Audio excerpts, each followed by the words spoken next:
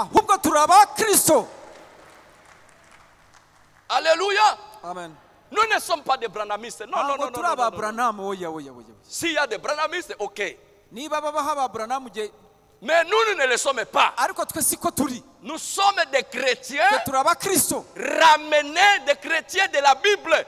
Baba Kristo bagaruwe, baba Kristo ba Bibiliya bagaruwe muri Bibiliya. Parce que quand notre Seigneur Jésus-Christ est venu, Kuko igihe umwami wacu Yesu Kristo yaje, la religion qu'il a produit, iyobokamana yatangije, ou la religion qui est sortie de lui, cyangwa se iyobokamana uburyo bwo kuyoboka Imana bwamusohotsemo, c'était la religion chrétienne. iyobokamana rya Gikristo. Et les gens qui le suivaient, Kandi abamukurikiye on les appelait des chrétiens. babise aba Kristo. On les appelait des chrétiens. Babitaga aba Kristo. Ils étaient connus comme des chrétiens. Bamenyekanye nk'aba Kristo. Ils croyaient au Seigneur Jésus-Christ. Bizeraga mu mwami Yesu Kristo. Le Seigneur Jésus-Christ était toute leur vie. Umwami Yesu Kristo yari we buzima bwabo bwose. Après la mort des apôtres, Nyuma y'urupfu rw'intumwa, c'est là où a commencé des dénominations. niho amadini yatangiye intumwa zimaze C'est là où gupfa. a commencé des dénominations. Amadini yatangiye intumwa zimaze gupfa. Mais Ariko au commencement, hariya bigitangira il n'y avait pas de dénomination. nta madini yari Il ahari. y avait des chrétiens Hari aba Kristo qui étaient dominés bategekwaga, par le Saint-Esprit. abo bategekwaga n'umwuka wera. Ils s'étaient conduits Bari bazwi, bari bayobowe, par le Saint-Esprit. bayoborwaga n'umwuka wera. Il s'agissait par Bakoraga le Saint-Esprit. bakurikije ibyo umwuka wera babwiye. Il baptisait Babatizaga au nom du Seigneur Jésus-Christ mu izina ry'umwami wacu Yesu Kristo pour le pardon de leurs péchés. kugira ngo bababarirwe ibyaha byabo. Amen. Amena. Si vous lisez la Bible dans Éphésiens, Musomye Bibiliya mu gitabo cy'Abaefeso, Abaefeso, Éphésiens chapitre 2, Abaefeso igice cya kabiri, verset 20. Abaefeso igice cya kabiri umurongo wa 20. Vous avez été édifiés si le fondement des apôtres et des prophètes. Kuko mwubatswe ku rufatiro rw'intumwa n'abahanuzi. C'était quoi leur fondement? Urufatiro rwabo rwari uruhe? Jésus-Christ lui-même étant la pierre angulaire. Kuko mwubatswe ku rufatiro rw'intumwa n'abahanuzi, ariko Yesu Kristo niwe buye rikomeza imfuruka. Alléluia. Amen. Nous, le chrétien, Twebwe aba Kristo nous sommes fondés. Nous avons un fondement. dufite aho dushingiye, dufite urufatiro. Et notre rufatiro, c'est la doctrine des apôtres et des prophètes. Urufatiro rwacu ni imyigishirize y'intumwa n'abahanuzi. Et Jésus-Christ, Yesu Kristo c'est lui la base de akaba notre ari vie. we shingiro, akaba ari we buye rikomeza imfuruka. Pourquoi Jésus? Kubera iki Yesu? Tous les autres, tous les grands fondateurs, Abandi banyamadini bose bagiye tous les bayashinga, grands prophètes abahanuzi bose bandi bakomeye, qui ont commencé des dénominations, babandi bagiye batangiza amadini, qui ont commencé des religions, bandi bagiye batangiza uburyo bwo kuyoboka Imana bundi, ils sont morts bose barapfuye et ils sont restés dans le tombeau. kandi bamaze gupfa bose baguma mu mva. Mais il y a un homme Ariko hariho umuntu umwe qui est sorti de la tombe. we wasohotse mu mva, Et il est vivant ce matin. kandi muri iki gitondo Il est vivant. ni muzima. Son nom c'est le Seigneur Jésus-Christ. Izina rye ni umwami Yesu Kristo. Quand il parle ici, Iyo avuze hano, ici dans Apocalypse chapitre 1er, ibi yavuze hano mu Byahishuwe igice cya mbere, qu'est-ce qu'il dit? avuzemo iki? Il dit, Aravuze ati, je suis Alpha et l'Oméga, ndi Alpha na Omega.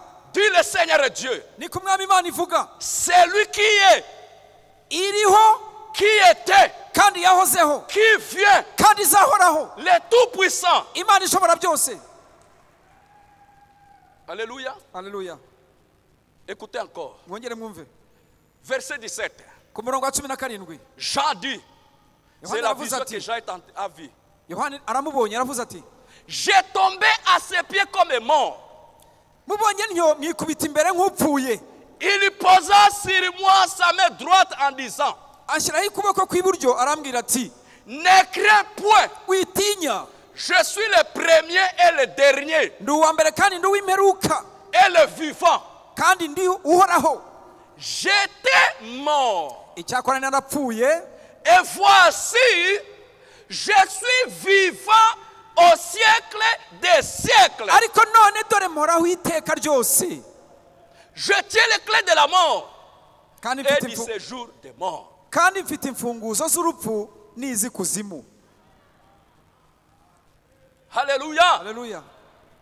Il était mort, yarapfuye il est revenu à la vie arazuka et il est vivant kandi ni ahora ni muzima au siècle des siècles, siècle des iteka siècles. ryose. Les grands hommes ont vécu, abantu bakomeye babayeho ils sont morts, barapfuye, mais lui Jésus, ariko we Yesu il est vivant au siècle des siècles. ni muzima iteka ryose. C'est-à-dire même ce matin, bisobanuye ko n'ubu muri iki Jésus-Christ gitondo est vivant. Yesu Kristo ni muzima n'ubu muri iki gitondo. Il tient les clés de la mort et du séjour des morts. afite imfunguzo z'urupfu n'iz'ikuzimu. Amen. Amen. Qui est Jésus-Christ? Yesu Kristo ni nde? Vous savez, mes frères et sœurs, bene data murabizi, la révélation, guhishurirwa c'est-à-dire dévoiler, révéler, bivuga guhishura, montrer. kugaragaza. Il dit, beaucoup de gens ont eu des pensées sur Jésus. abantu benshi bagiye bagira ibitekerezo kuri Yesu. Au paragraphe 171, mu gihe cya 71 il dit certains, ati bamwe les gens cherchent à faire de lui un prophète. bakagerageza gushaka kumugira umuhanuzi. Il est plus qu'un prophète. arenze umuhanuzi. Certains cherchent à faire de lui trois dieux. abandi bakagerageza kumuhindura imana ya gatatu. Il n'est pas trois dieux. ntabwo habaho imana eshatu, C'est un seul Dieu ahubwo ni imana imwe qui a vécu dans trois fonctions. yakoreye cyangwa yabaye mu mirimo itatu itandukanye. Alléluia. Amen. Oui. Yego. Le mystère de la divinité est tellement grand. ubwiru bw'ubumana burakomeye cyane. Vous savez, après la mort des apôtres, muzi ko intumwa zimaze gupfa il y a eu une grande réunion habayeho inama ikomeye cyane qu'on appelle le concile de Nicée, inama bise ko inama yabereye i Nikeya, où il devrait vraiment détailler ces choses et mettre au clair qui est notre Seigneur Jésus-Christ. aho bagombaga kwicara bakiga bagasesengura bakareba Yesu Kristo wari we. Le prophète dit au paragraphe 175, ku gika cya 75 muri kibwirizwa zaratubwira ati leur réunion aboutit à deux conclusions. ati iyo nama yabo yaje kugera ku myanzuro ibiri. Ils ont abouti à des décisions importantes. bafashe ibyemezo bibiri muri iyo nama bikomeye. L'une d'elles, kimwe muri byo c'était que kwari ukuvuga ngo il y avait un Dieu ko hariho imana imwe, à trois, donc trois personnes. bakavuga ko imana igizwe n'abantu batatu, imwe ariko igizwe n'abantu batatu. La conception trinitaire. aho niho haturutse icyo gitekerezo cy'ubutatu. La Trinité a abouti à un Dieu à trois personnes. aho ngaho ubwo butatu bwaje ari igitekerezo kivuyeho kivuga ko imana igizwe n'abantu batatu. Concile de Nicée. aha muri iyi nama y'i Nikeya Concile de Nicée a produit havuyemo deux grandes pensées. ibitekerezo bibiri bikomeye. La première pensée, igitekerezo cya mbere cyahavuye c'était que c'est la Trinité. Trois personnes. ni en Dieu. icy'ubutatu. Pourquoi est-ce que nous parlons de ces choses? kuki tuvuga ibi bintu? On peut dire, bon, c'est la chose qu'on prêche toujours. Comment est-ce que vous amenez encore les wavuga choses? uti wenda ibi bintu tubihoramo n'ibyo bahora babwiriza. Oui, la Et- parole de Dieu est toujours nouvelle pour les enfants. de Dieu. ijambo ry'imana rihora rishya ku bana bayo. La parole de Dieu ne vieillit pas. ijambo ry'imana ntabwo rijya risaza Parce que c'est la parole de Dieu. kubera ko ari ijambo ry'imana. Donc, il y a eu la Trinité. havuyemo ubutatu. Deuxième pensée qui est sortie de là, igitekerezo cya kabiri cyavuyemo c'était quoi? L'unicité. icya gatatu ni umwana umwe. Donc Umuntu umwe. l'unicité aboutit à l'unitéralisme. bashatse kumugira umwe Umwe. Et cela a amené beaucoup de confusion. aha haturutse uruyobe rukomeye. Branham dit, Branham ati écoutez maintenant la réponse de Branham, umva igisubizo cya toujours, Branham noneho par 175. ku gika cya mirongo Et itanu. elles sont aussi erronées l'une que l'autre. kandi ibyo ni amakosa kimwe ku kindi, ayo ni amakosa. Que ce soit le trinitarisme haba haraturutse haba ari aba b'abanyabutatu et les gens qui ont mal compris l'unicité, n'abandi bumvise imana imwe mu buryo butari bwo. il dit ils sont tous dans l'erreur l'une de l'autre. Branham ati bombi bari mu makosa, Mais ici dedans, ariko aha hagati il n'y a que la vérité révélée. aha hagati harimo ukuri guhishuwe. Alléluia.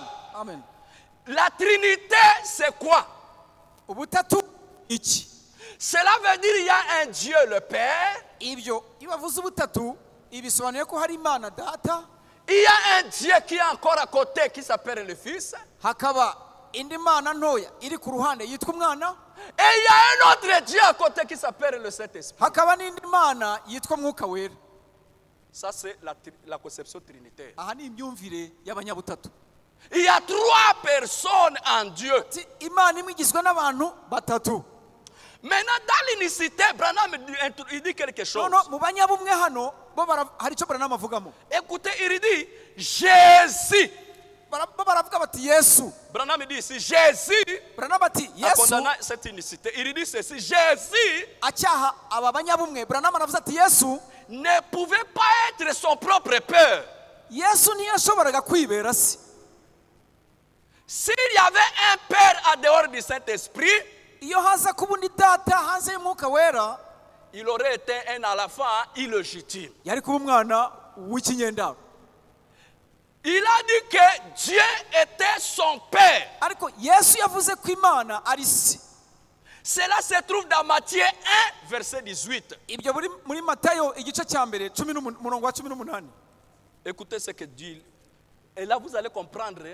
muraza gusobanukirwa. Même le pasteur nous enseigne ici, il lit ce passage ici. Pasiteri akunda kutwigisha hano agasoma n'iki cyanditswe. Matthieu chapitre 1er. Matayo igice cya mbere.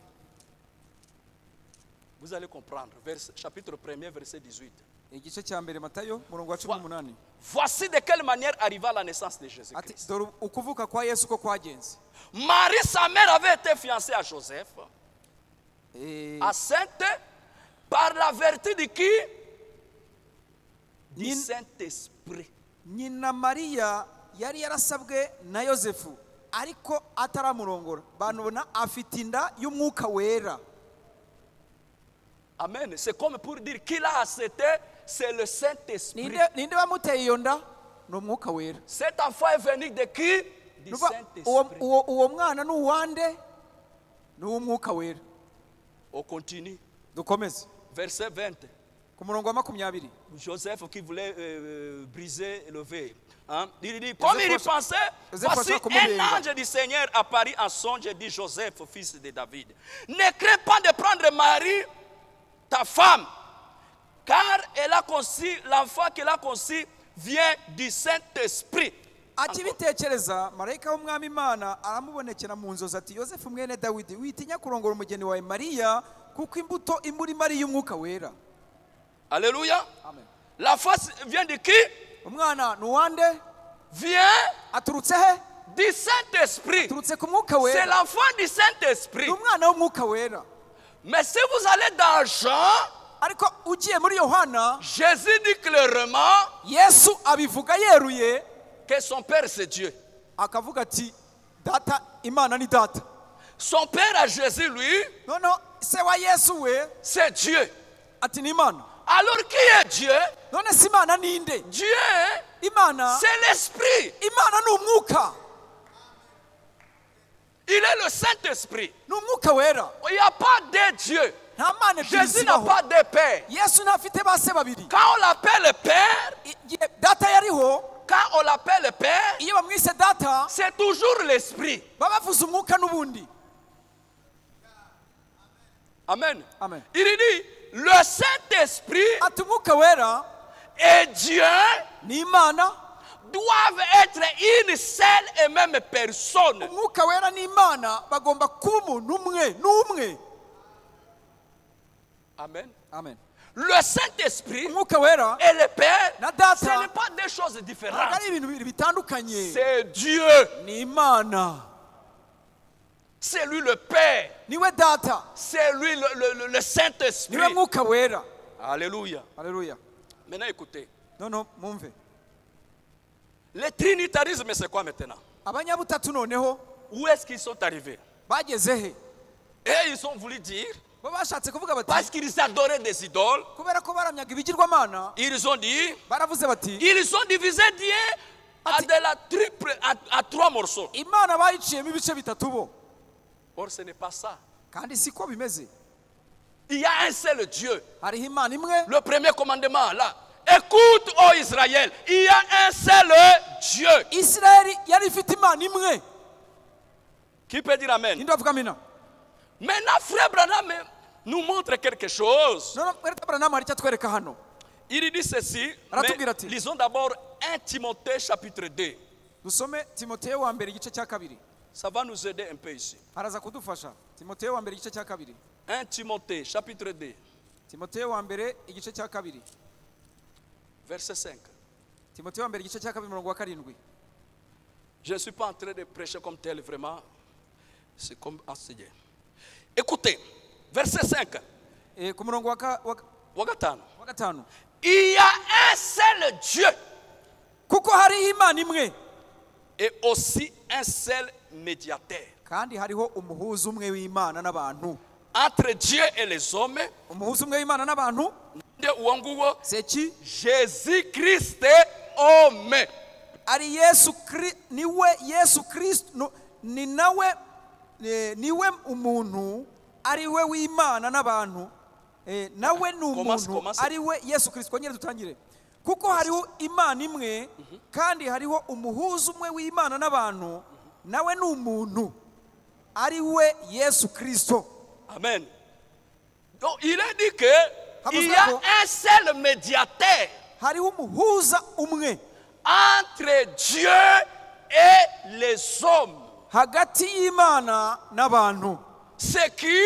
ninde? Jésus-Christ homme. Pourquoi est-ce qu'on a ajouté homme? ni Yesu Kristo umuntu. kuki hongeweho umuntu? Pourquoi Jésus-Christ homme? kuki hano havuzwe Yesu Kristo Il y a un umuntu? seul Dieu, hariho Imana imwe, un seul médiateur entre Dieu et les hommes, Jésus-Christ homme. umuhuza umwe umuntu, Yesu Kristo umuntu. Maintenant, Branham nous enseigne, toujours Branham dans ce aratwigisha message, noneho. il nous dit ceci. aratubwira ati, Écoutez ici dans Exposé, mumve hano muri iki gihe gitabo cy'ibihe birindwi by'itorero, page 20. urupapuro C'est rwa toujours le 20. même enseignement, révélation de Jésus-Christ. ni inyigisho imwe, ni uguhishurwa kwa Yesu Kristo. Il dit, aratubwira maintenant, ati, la Bible enseigne que Dieu était en Christ. biritwigisha ko Imana yari muri Kristo. Le corps umubiri était Jésus. umubiri wari Yesu. Le corps umubiri était Jésus. niwe Yesu. À lui muri we demeurait toute la plénitude de la divinité corporellement. muri uwo mubiri wa Yesu hari hatuyemo umwuzuro w'ubumana bwose. Qui peut dire Amen? ninde bavuga amina? Le corps était Jésus. umubiri niwe Yesu. Ce corps de Jésus, uyu mubiri wa Yesu c'est celui qu'on appelle le Fils de Dieu. niwo witwa umwana w'Imana. Le corps de Jésus, uyu mubiri wa Yesu c'est ce qu'on appelle agneau de Dieu. niwo witwa umwana w'intama w'Imana.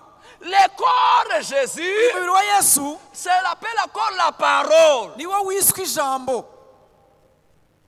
Alléluia. Ça s'appelle encore les logos. Parce que c'est les logos qui a été fait. Logos fait cher.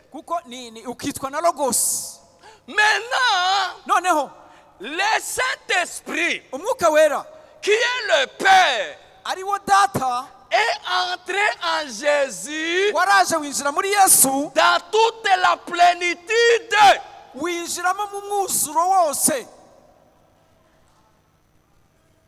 Tout. Jésus a avalé toute la plénitude. Les autres prophètes avaient des portions.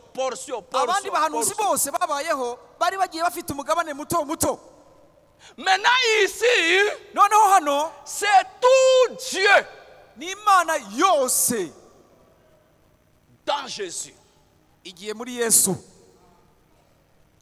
Alléluia. Alléluia. Tout était en Jésus. Son corps ici n'est pas né comme nous. Nous sommes nés par l'homme et la femme. Mais Jésus, lui, c'est la parole. C'est la parole. Dieu a prononcé la parole. Et Marie a dit Amen. Branham appelle encore ça le corps de Dieu.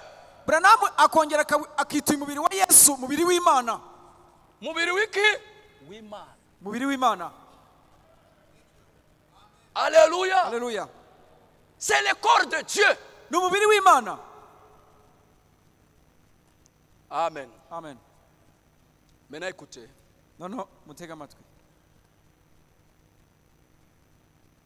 Écoutez, Branham dit, toujours dans le même message, révélation de Jésus-Christ.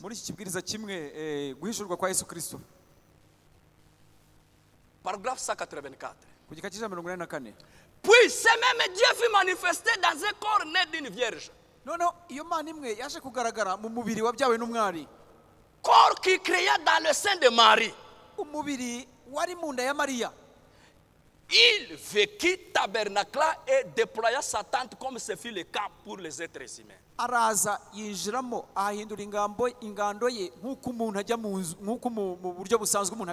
Ce même Dieu fut fait chair et habita parmi nous. La Bible le dit. Dieu était en Christ. Et le corps, c'était Jésus. En Jésus, habitait corporellement la plénitude de la divinité.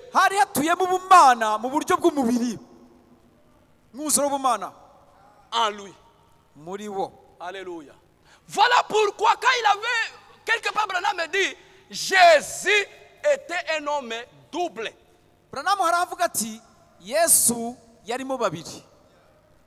Il y a Jésus homme et il y a Jésus esprit. Jésus corps, il pouvait pleurer Lazare.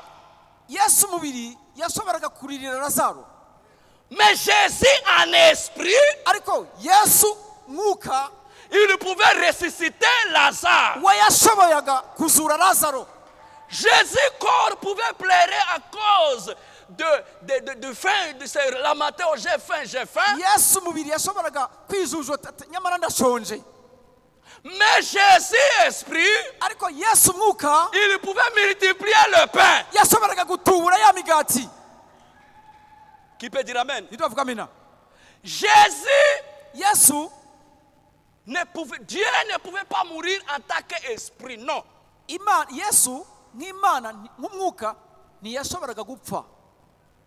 C'est pourquoi quand il se dirigeait à Golgotha,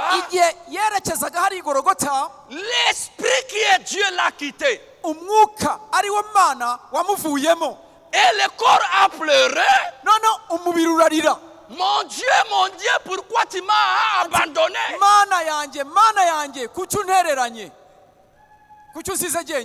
Parce que c'était le corps de Dieu.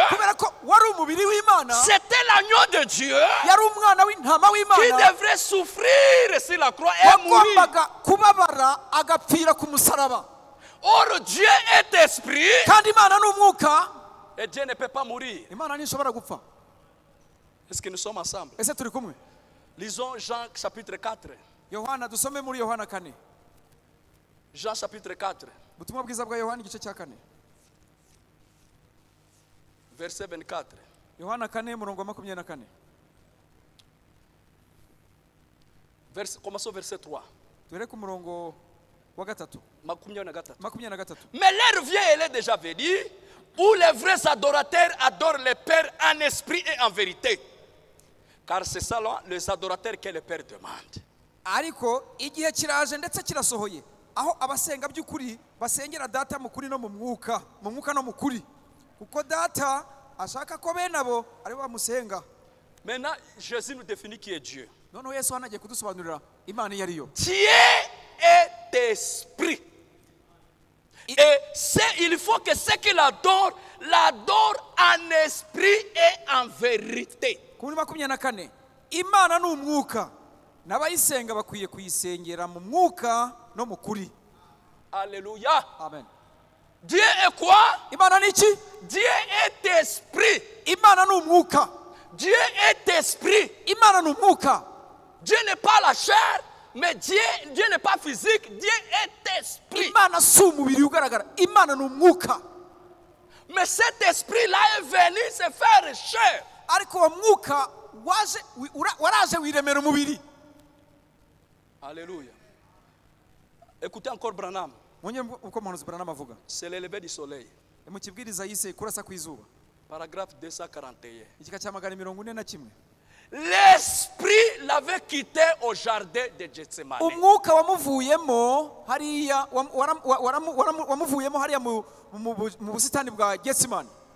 Il devait mourir en tant qu'homme.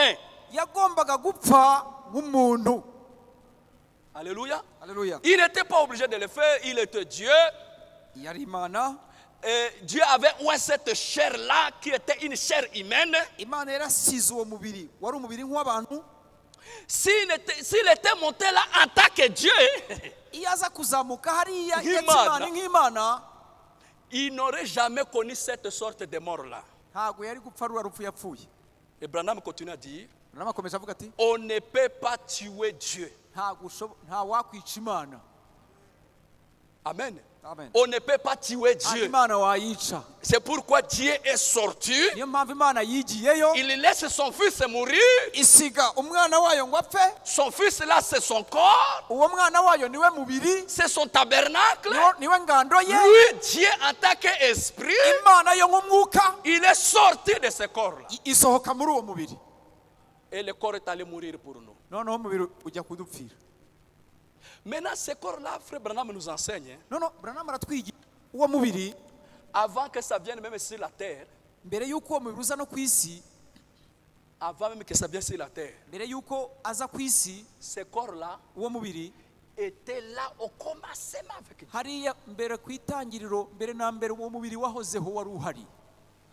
Sous forme de la théophanie. Sous forme de logos. Parce que Dieu est esprit. Il est Elohim. Maintenant, pour créer toutes les choses ici,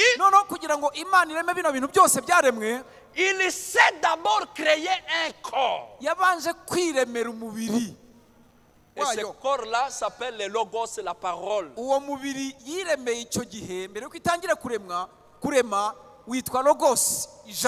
Ça s'appelle aussi le Fils de Dieu. Et c'est ce même corps-là qui est devenu chair ici. Mais avant le commencement, il était toujours là. Quand vous voyez Jésus en train de prier, il dit, Père, glorifie-moi de la gloire que j'avais auprès de toi.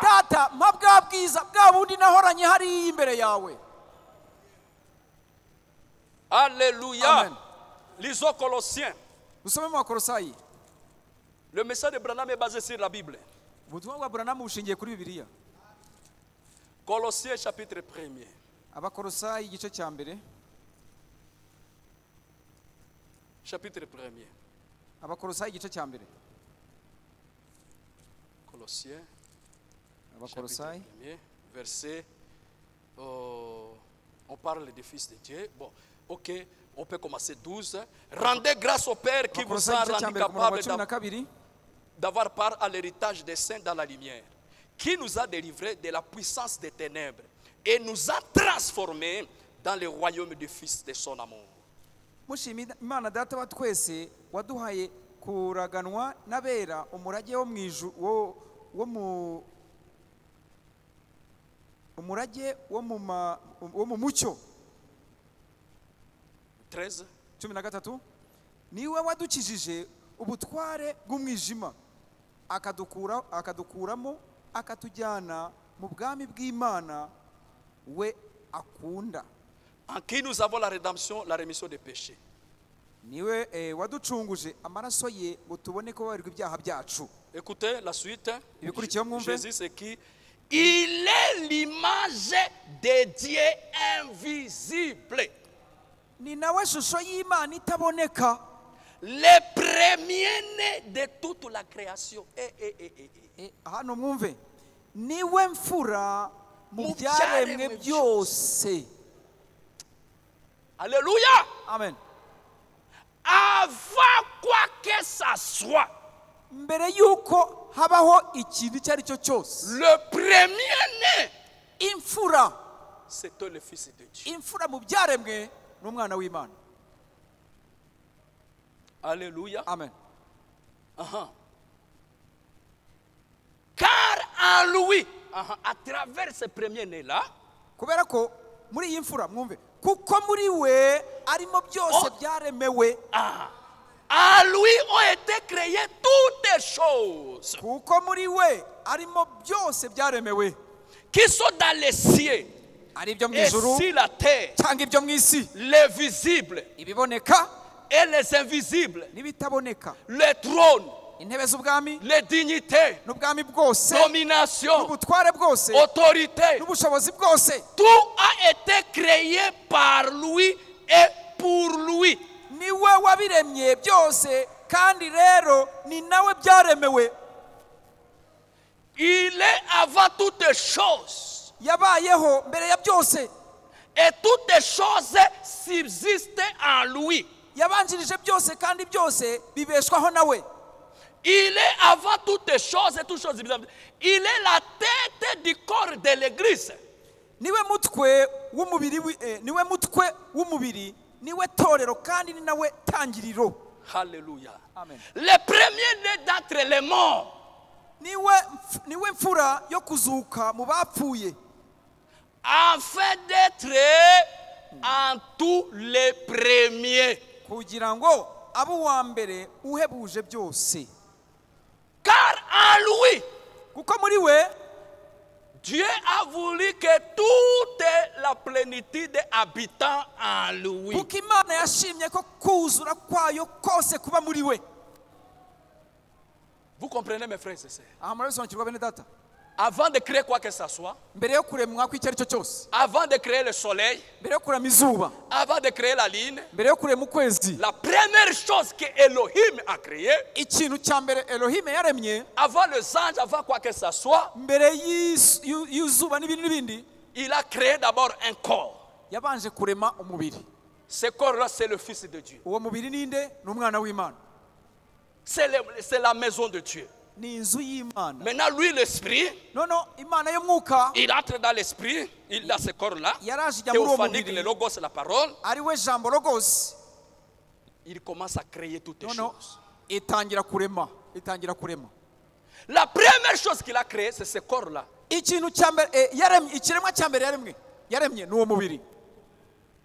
ce corps-là, pendant le voyage des enfants d'Israël, il se voyait comme la colonne de feu. Alléluia. Amen.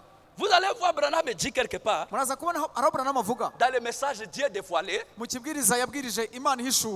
même la colonne de feu n'inkingi y'umuriro c'est un voile. nayo ni nk'igitwikirizo. Donc cette lumière, la colonne de feu, uriya mucyo iriya nkingi y'umuriro est devenue la chair. yaje guhinduka umubiri. Et Dieu, noneho Imana, Jésus est né, Yesu yaravutse, la parole, ijambo il grandit. arakura À l'âge de 30 ans, ageze mu myaka 30, tout le ciel, ijuru ryose, toute la plénitude ubwuzuro wose entre en lui. winjira muri we. Il est l'image ni ishusho de Dieu invisible. y'Imana itagaragara. Et les gens disent, oh, est-ce qu'on peut l'adorer? Mais la Bible dit ici clairement. abantu bakavuga bati se twamuramye. Bibiri bivuga yeruye. Hébreux chapitre 1er. Abaheburayo igice cya mbere. Tu ne peux pas le comparer à Branham, ntago wamugereranya na Branham, ni avec Moïse. habe na Mose ndetse. Il est terrible. ateye ubwoba Yesu. Hébreux chapitre 1er, Abaheburayo igice cya mbere verset 5. ku murongo wa 5. Car auquel des anges de Dieu a-t-il jamais dit, tu es mon fils, je t'ai engendré aujourd'hui. Et encore, je serai pour lui un père, il sera pour moi un fils. Et lorsqu'il introduit de nouveau dans le monde les premiers-nés, donc les fils, il dit que tous les anges de Dieu l'adorent. mbese ninde wo mu bamarayika Imana yigeze kubwira iti uri umwana wanjye uyu munsi ndakubyaye, cyangwa se ivuga iti nzaba se nawe uzaba umwana wanjye, kandi ubwo izongera kuzana imfura yayo mu isi izavuga iti abamarayika b'Imana bose bamuramye. Bakora iki? bagira ate? Bamuramye. Parce qu'il est la parole. bamuramye kubera ko ari ijambo. Il n'est pas un homme. ntabwo ari umuntu. C'est la parole faite chair. ni ijambo ryambaye umubiri. C'est la maison de Dieu. ni inzu y'Imana. Amen. Amen. Dieu, l'esprit. Imana umwuka, ce corps-là, c'est sa maison. uyu mubiri wayo ni inzu yayo. Dans laquelle il est entré. ni inzu yayo yinjiyemo ituramo. Et Branham me dit, c'est le seul lieu d'adoration. Branham aravuga ati aho niho hantu hamwe ho kuramiriza. On va l'adorer où? tuzamuramiriza he? Là où lui Dieu a placé son nom. tuzamuramiriza hehe? aho Imana ubwayo yashyize izina ryayo. Dieu n'a pas mis son nom en moi. Imana ntiyashyize izina ryayo muri njyewe. Il n'a pas mis dans Moïse. ntabwo yarishyize muri Mose. Il n'a pas mis dans Branham. ntabwo yarishyize muri Branham. Il n'a pas dit dans Olivier. ntabwo yarishyize Il muri n'a pas Olivier. mis dans aucune dénomination. ntabwo yarishyize mu idini iryo ari ryo Dieu ryose. a mis son propre nom Imana yashyize izina ryayo bwite dans son fils. mu mwana wayo. Il est le seul lieu d'adoration. niho hantu hamwe ho kuramiriza. Je n'ai jamais vu sinigeze mbona là où les gens sont venus adorer Jésus et Jésus dit non, ne m'adore pas. ntabwo nigeze mbona ahantu abantu baza kuramya Yesu ngo abirukane babwire ngo mwindamya. Parce qu'il a dit c'est lui qui m'a vu a vu le Père. kubera ko yaravuze atumbonye yabonye data. Alléluia. Amen. Dans le message, les lieux d'adoration que Dieu a choisi. mu kibwiriza ahantu hamwe ho kuramiriza Imana yahisemo. Paragraphe 71.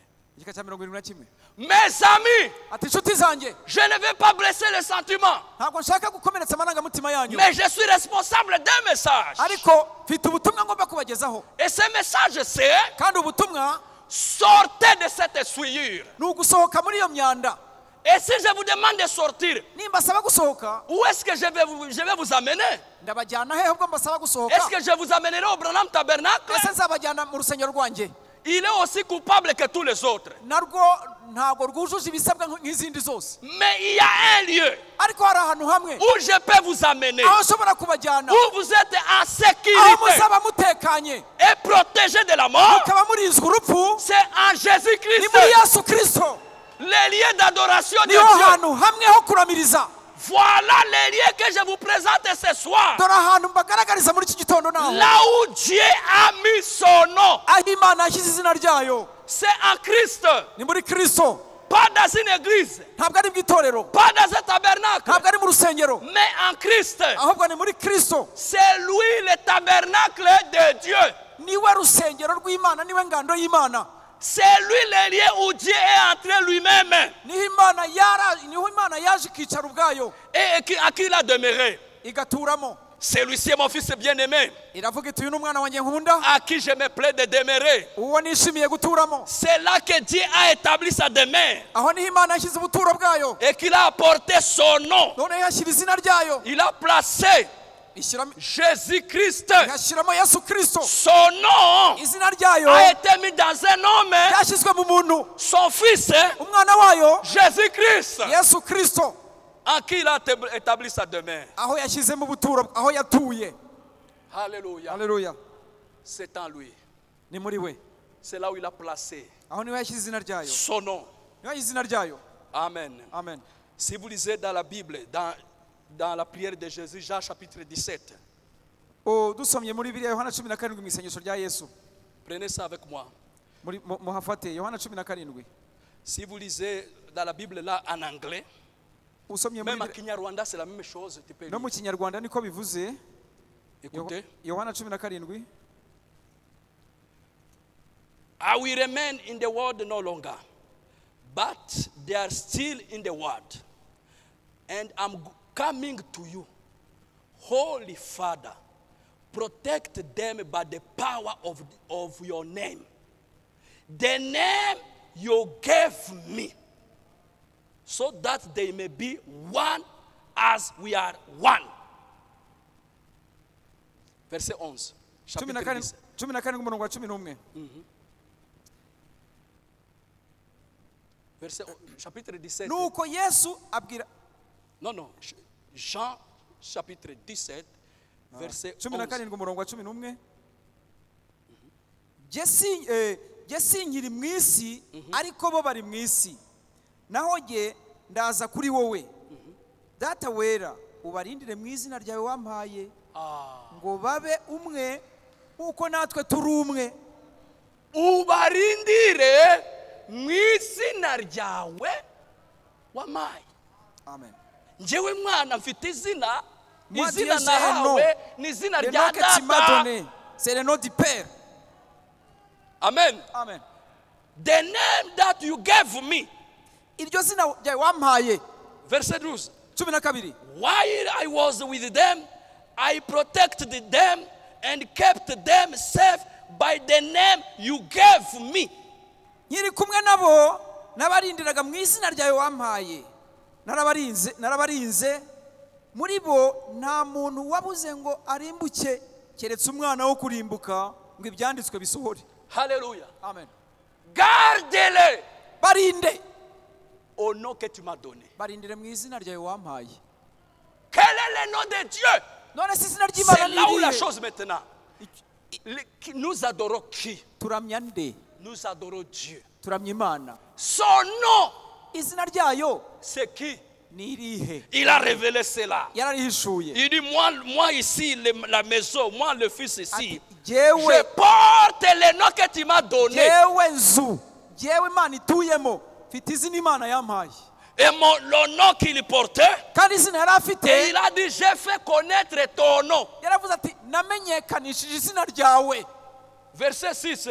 Ku murongo wa 6. Verset 6. Ku murongo wa 6.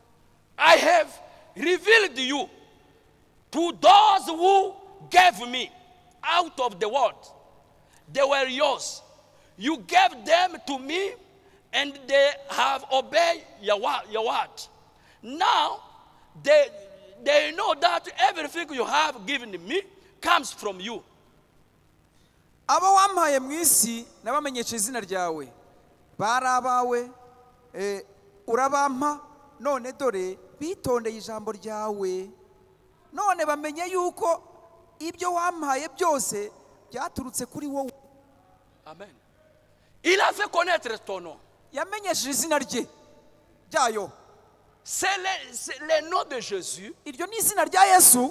Ce n'est pas un nom à jouer. Izina rya Yesu ntabwo ari izina ryo gukinisha. C'est le nom de Dieu Tout-Puissant. Ni izina ry'Imana ishobora byose. Quand Jésus était sur la terre, Igihe Yesu yari ku isi, il a dit, yaravuze ati, tout ce que vous demanderez ibyo muzasaba byose à mon nom, mu izina ryanjye je le ferai. nzabikora afin que le Père soit glorifié dans le Fils. kugira ngo data yubahishwe mu mwana. Alléluia. Amen. C'est pourquoi niyo mpamvu aujourd'hui il y a le service de baptême. uyu munsi hari umurimo w'umubatizo. Pourquoi nous ne baptisons pas au nom du Père, Fils, Saint-Esprit? kuki tutabatiza mu izina rya data n'umwana n'umwuka wera? Le Père n'est pas un nom. Data ntabwo ari izina, Le Fils n'est pas un nom. umwana si izina. Jésus, quand il parlait de ça, Yesu igihe yavuze kuri ibi il savait yari azi ko que le Saint-Esprit viendrait et il va expliquer toutes les choses. Yesu igihe yabivugaga yari azi ko umwuka wera azaza akabisobanura. Branham nous dit ainsi dans la révélation de Jésus-Christ. Branham aratubwira muri kibwiriza guhishurwa kwa Yesu Kristo Paragraphe 189. igika cya 184 Beaucoup d'entre vous, chers unitaires, ati bene data bakundwa banyabumwe, les unitaires, ils baptisent au nom de Jésus seulement. abanyabumwe babatiza mu izina rya Yesu Kristo gusa. Ils ne prononcent pas Seigneur Jésus-Christ, Jésus seulement. Ntago bavuga umwami Yesu Kristo, bo bavuga Yesu Kristo gusa. Yesu. Yesu bavuga Yesu gusa. Na Christo. Vous êtes dans l'erreur. Mwebwe abanyabumwe mubatiza abantu mu izina rya Yesu gusa, muri mwikosa. Il y a des centaines de Jésus dans le monde aujourd'hui. Hari amagana n'amagana yaba Yesu mu isi. Mais il y a un seul Seigneur Jésus-Christ. Ariko umwami Yesu Kristo ni umwe gusa. Il y a beaucoup de Jésus. Ba Yesu bo ni benshi. J'en ai rencontré beaucoup. Branham ati nahuye na benshi. Mais il y a un seul Seigneur Jésus-Christ. Ariko hari umwami Yesu Kristo umwe gusa. Il est Dieu. We ni Imana. Amen. Amen. Jésus. Yesu. Il y a beaucoup de Jésus. Hari ba Yesu benshi. Jesus. Jesus. Jesus. Jesus ni benshi. Oui. Mais un seul. Ariko umwe.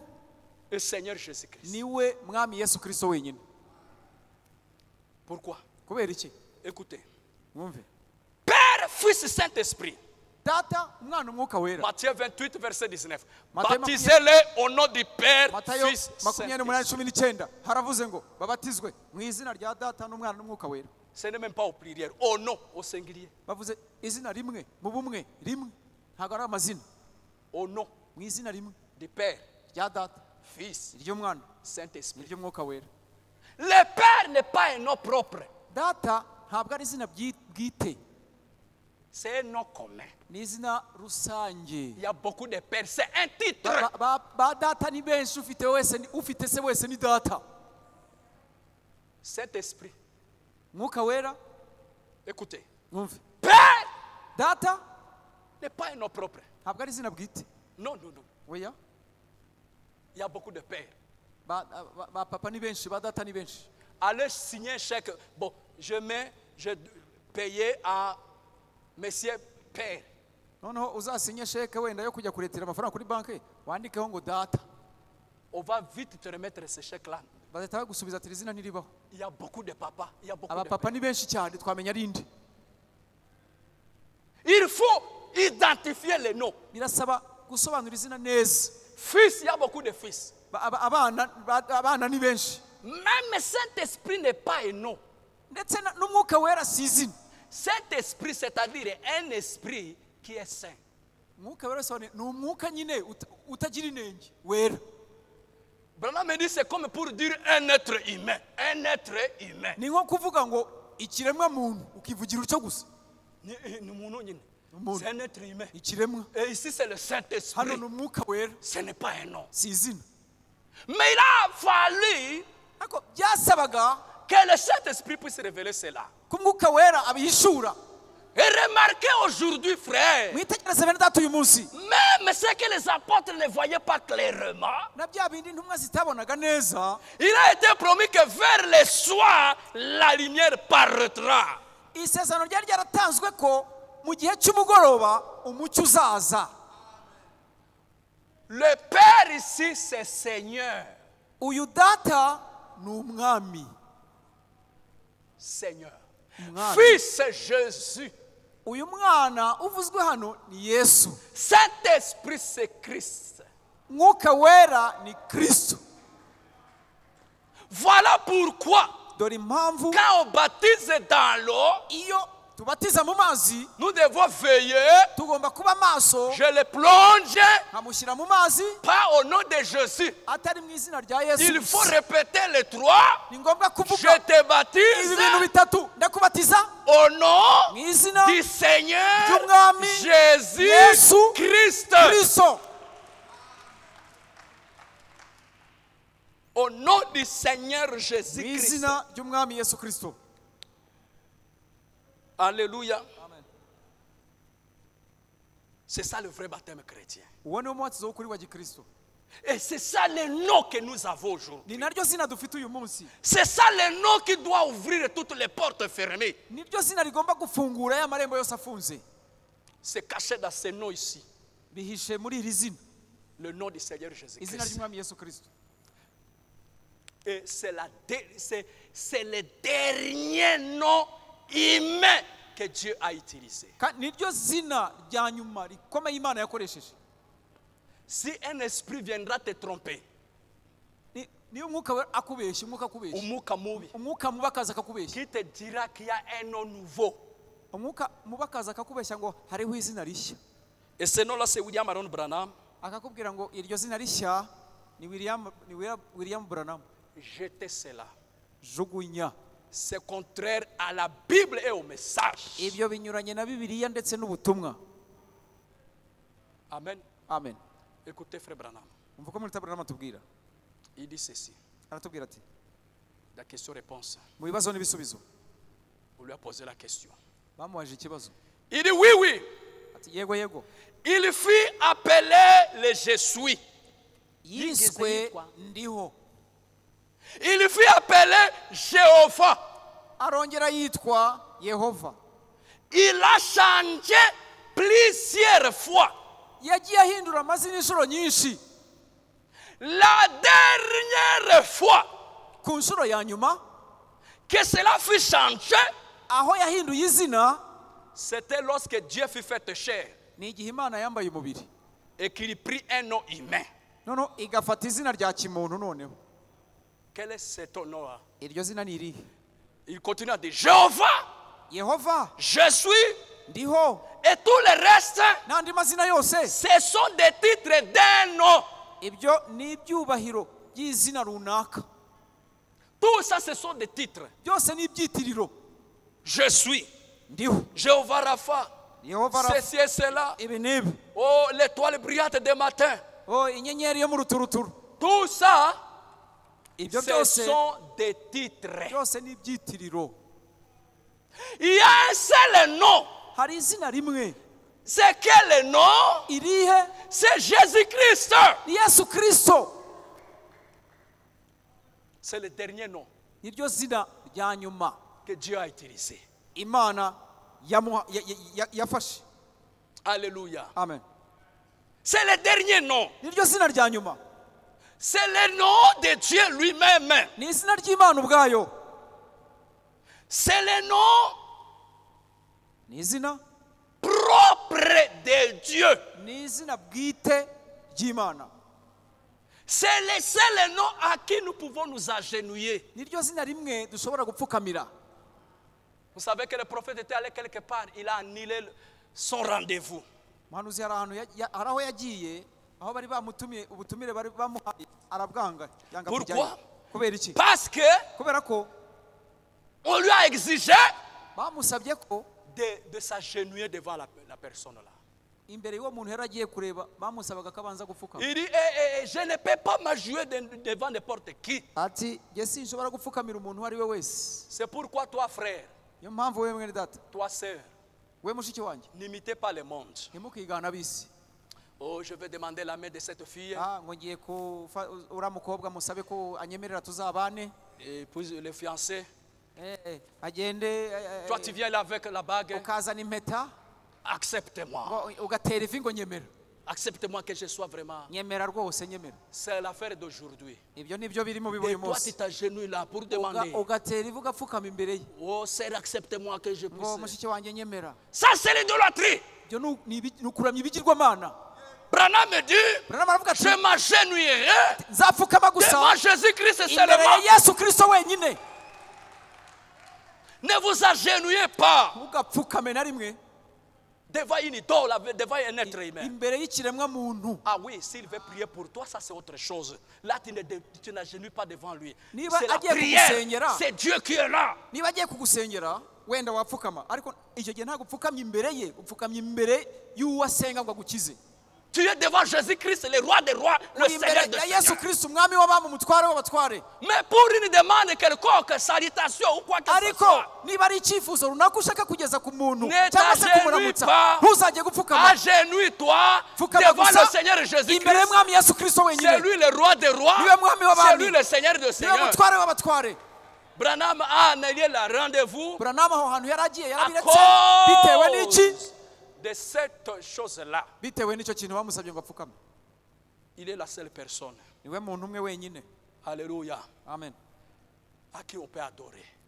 Yesu Kristo niwe twaramya gusa. Qui peut dire amen? Ninde wavuga amina? Saviez-vous que Mwari muzi ko même devant la photo de Jésus d'Hoffmann, n'imbere y'iyi foto ya Yesu ya Hoffmann yashushanyijwe na le Hoffmann, prophète pouvait réunir ses enfants umuhanuzi yashoboraga guteranya abana be et pour quand il veut voyager, wenda agiye gukora chant urugendo missionnaire, mu rugendo rw'ivugabutumwa, il vient autour de cette photo. bakaza imbere y'iyi foto. Ce n'est pas qu'ils adoraient la photo. Ntabwo ari ukuvuga ko baramyaga ifoto, C'était pour que dans leur esprit, kwari ukugira mu bitekerezo byabo, parce que cette photo ici, kubera ko iyi foto Frère Branham dit il a vu la vision de Jésus. Branham avuga ko yabonye iyerekwa ry'uko Yesu yasaga. Un jour il a vu Jésus comme ça, Umunsi umwe Branham yabonye Yesu mu iyerekwa gutya, amaso ku maso, dans l'air comme ça, dans l'espace. amubona mu kirere gutya, Il tourne, il est resté là. Il tourne, il est resté là. arahindukira amubona aracyahari, yareba gutya Et akabona quand aracyahari. il a, et à ce moment-là, il priait pour son père qui était soulard. Icyo yasengeraga se wari umusa wari Il est allé umusinzi, dans le champ, prier, prier, yaragiye prier, ahantu prier, prier. arapfukama arasenga, Seigneur, asengera se kubera sauve mon ubusinzi. papa. Sauve mon Kiza papa. papa, mwami hagakiza papa. Dans le champ, la nuit. Mu murima asenga, Pouf, il voit Jésus. ahindukiye gutya abona Yesu, Il dit c'est Jésus. avuga ati uyu ni Yesu. Il tourne, Arongera arahindukira, il tourne. arahindukira. Jésus ne tourne pas. Yesu we ntahindukira akaguma aho yari ari, Mais le vent pouvait souffler, voyez les cheveux. noneho akabona umuyaga uhuha imisatsi ye. Quand il a dit Jésus, Avuze ati Yesu, il a tourné, il a regardé. Yesu arahindukira noneho aramureba. Et il dit l'image que je vis là. Branham arangije aravuga ati ishusho namubonyemo hariya, Le seul peintre qui a fait l'image qui ressemble à Jésus, umunyabukorikori mu bashushanyije Yesu, uwagerageje kwigana nk'uko Yesu yasaga, presque comme Jésus, uwenze kumushushanya neza nk'uko yamubonye, c'est Hoffmann. ni iyi foto ya Hoffmann. Il dit voilà pourquoi Ati dore impamvu, je le mets dans tous mes livres. ati dore impamvu nyitwara igihe cyose mu gitabo.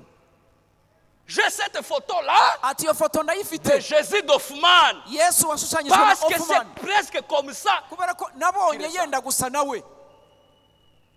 Vous savez, Murabizi, quelqu'un peut avoir le don pour dessiner Umuntu et ashobora- être conduit par le Saint-Esprit. umuntu ashobora kugira impano yo gushushanya akayoborwa n'umwuka wera. Mais il y avait d'autres photos. Ariko hari andi mafoto menshi y'abantu Les bagerageje gens gushushanya Yesu, dessinent Jésus. abantu bashushanyije Yesu, Mais la façon qu'il a vu, c'était comme ça. ariko uburyo yamubonye we yari ameze uko nguko. Et quand il prie autour de cette photo, Noneho igihe yasenze ari kuri iyo foto, il n'adore pas la photo, non. ntabwo aba aramye ifoto oya. Et quand nous mettons des photos ici, Iyo dushyize aya mafoto hano, nous n'adorons pas ces photos. ntabwo turamye aya mafoto, Nous ne sommes pas des idolâtres. ntabwo turi abaramyi b'ibigirwamana, Mais c'est la façon qu'il ressemble. ahubwo nibwo buryo yasaga. Alléluia. Amen. Maintenant, Noneho Dieu veut qu'à travers lui, Jésus, kuko Imana none irashaka ko binyuriye muri Yesu qu'il puisse nous avoir. ibashe kutubona.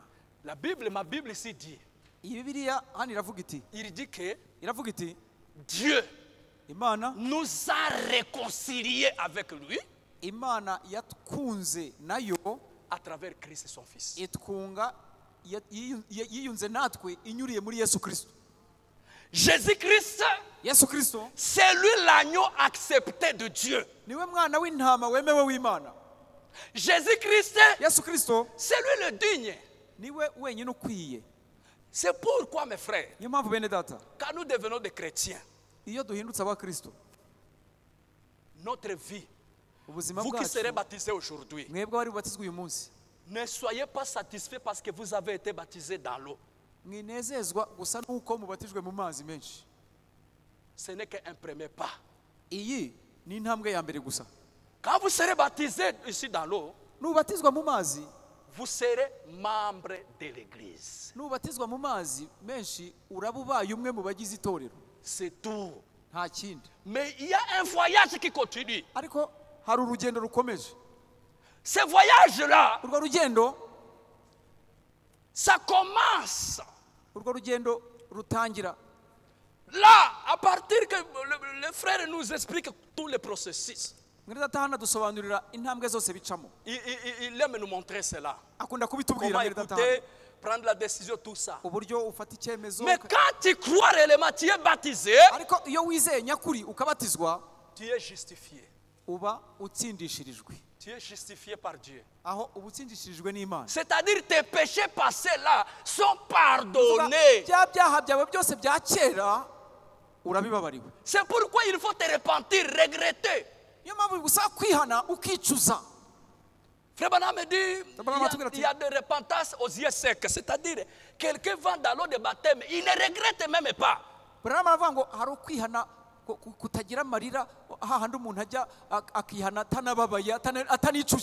parle pas de larmes, ça peut sortir tout comme tu peux pleurer dans ton cœur. Tu peux pleurer comme ça. Mais l'essentiel, Branham me dit, quand quelqu'un se repent, qu'est-ce qu'une repentance? C'est les regrets de ce mal que tu as fait. Il y a des gens qui se répandent parce qu'on les a attrapés. Ça, ce n'est pas une repentance. Ah, pardon maintenant parce qu'il est attrapé. Non,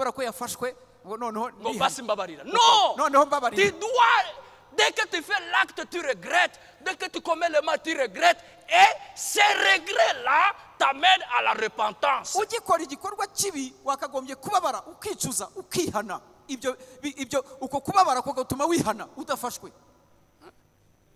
Amen. Là, tu regrettes. Tu te repens, tu te repens. La solution, c'est Jésus. Tu entres dans l'eau. Tu es baptisé au nom de Jésus-Christ. Branham me dit, un païen, les païens qui sont là, qui boivent la sur-la-rive dans les week-ends, etc. À l'intérieur, il y a un serpent qui est là. Ils sont là rongés par des péchés. Ce sont des péchés.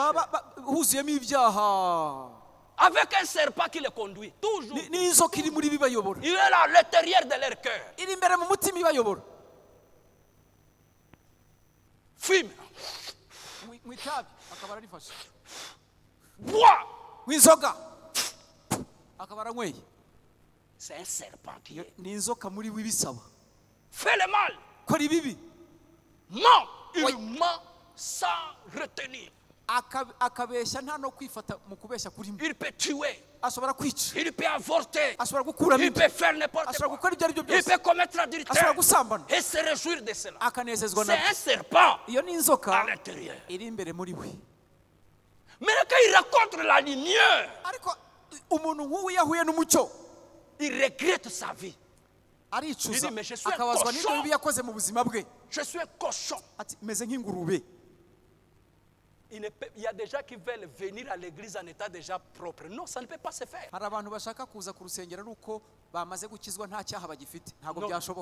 Jésus, il vient aider celui qui est malade. Viens tel que tu es. Viens. Viens, Jésus a besoin de toi. C'est pourquoi même si une femme, une fille vient ici avec des pantalons, ne le chassez pas si ça ne scandalise pas les gens.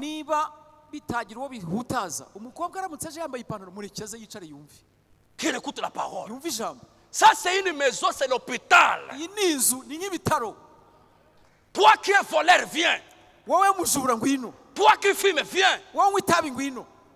Alors tu viens, tu écoutes la parole, répands-toi, sois baptisé au nom de Jésus-Christ. Quand on vous amène là derrière, ou le temps qu'il y a, ayez le temps, n'entrez pas seulement dans l'eau comme ça. wiza ngo wirohe mu mazi gusa. Répands-toi d'abord là où tu es. Banza wihana aho uri. Regrette. Icuze.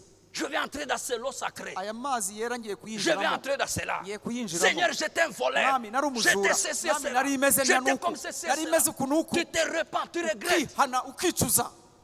Et tu entres dans l'eau. Kwinjira mu mazi. Quand tu entres dans l'eau, Iyo winjiye mu qu'est-ce mazi, qui arrive? Niki Tous tes kiba? Iyo péchés, winjiye mu mazi niki kiba? tous tes péchés sont pardonnés. Ibyaha byawe byose birababarirwa. Mais le serpent est toujours là. Ariko inzoka yo ntago ivamo. Le serpent est toujours là. Inzoka iracyarimo yo. Tu es pardonné. Urababariwe. Le péché qui t'environnait là. Bya byaha bigukikije byose wakoze birahanaguwe. Mais les moteurs, Ariko inkomoko yabyo, c'est des choses qui amènent la convoitise. iki kintu gituma iraririza kiracyahari. C'est des choses qui aiment les matchs. Iki kintu gikunda wa mupira C'est toujours là. kiracyahari. C'est des choses Icyo kintu qui aiment voler, c'est toujours cya là. kiyoka gikunda kwiba C'est kiracyahari. des choses Icyo kintu qui aiment mentir. gikunda C'est kubeshya toujours là. kiracyahari. C'est des choses Icyo kintu qui aiment le maquillage. gikunda kwisiga C'est amarangi toujours là. kiracyahari. Toujours là. Kiracyarimo. Maintenant, toi, tu es baptisé. Wowe umaze kubatizwa? Bon, maintenant, je dis, oh, gloire à Dieu. Oh, Oui. Imana ihabwe J'ai icyubahiro. terminé la course. Non, non, non, non, non. Nakijijwe Imana ihabwe icyubahiro. La seconde étape, c'est la sanctification. Intambwe ikurikiraho ni ukwezwa. Et la sanctification, Kwezwa, il faut venir à l'église. kwezwa bigusaba kuza ku rusengero. Tu dois venir à Ugomba l'église. kuza mu materaniro. Parce que tu quittes le monde des ténèbres, Kubera ko uvuye mu isi y'umwijima, tu es baptisé. urabatijwe, Ne prenne pas plus de temps encore dans le monde des ténèbres. wifata igihe nanone ngo ugume muri yasi y'umwijima. Vous savez, l'homme est faible. Muzi ko abanyantege nke Nous sommes influencés par nos amis.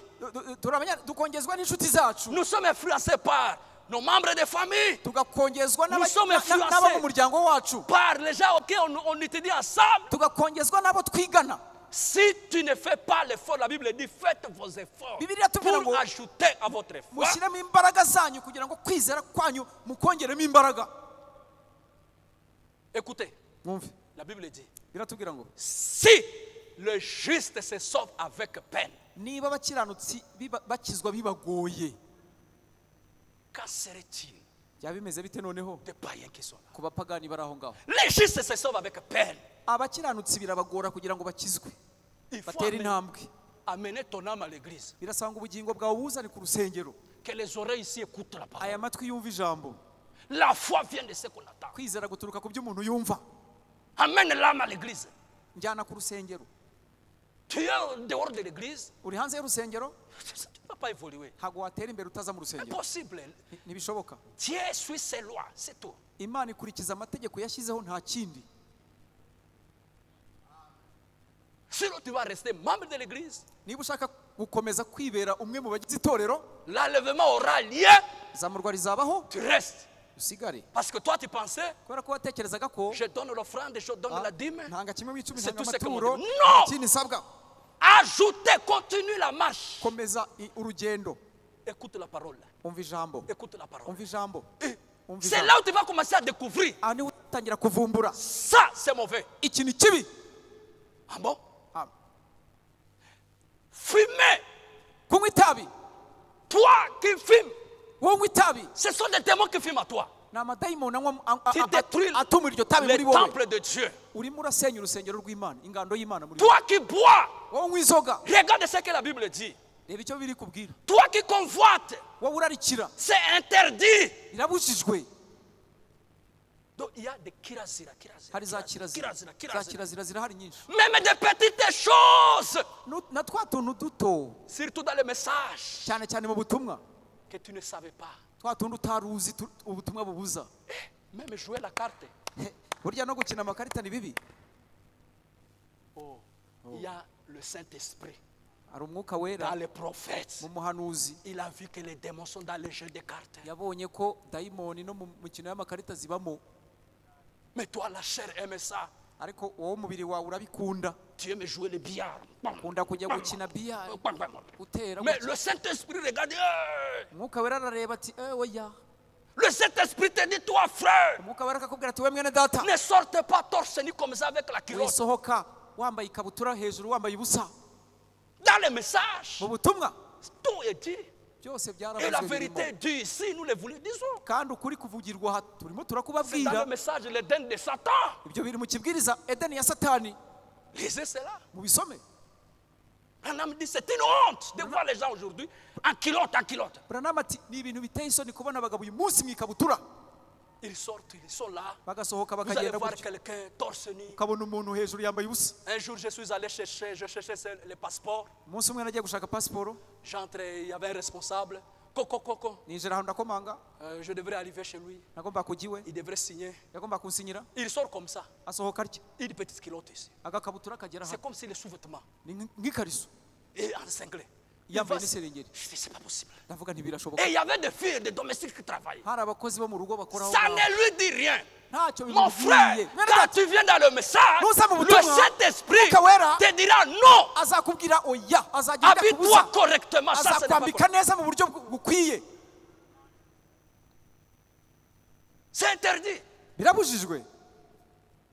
Alors, vous savez, quand le prophète était là en Afrique du Sud, il a trouvé les indigènes de Teux. Mais quand le Saint-Esprit est descendu, il se soit habillé.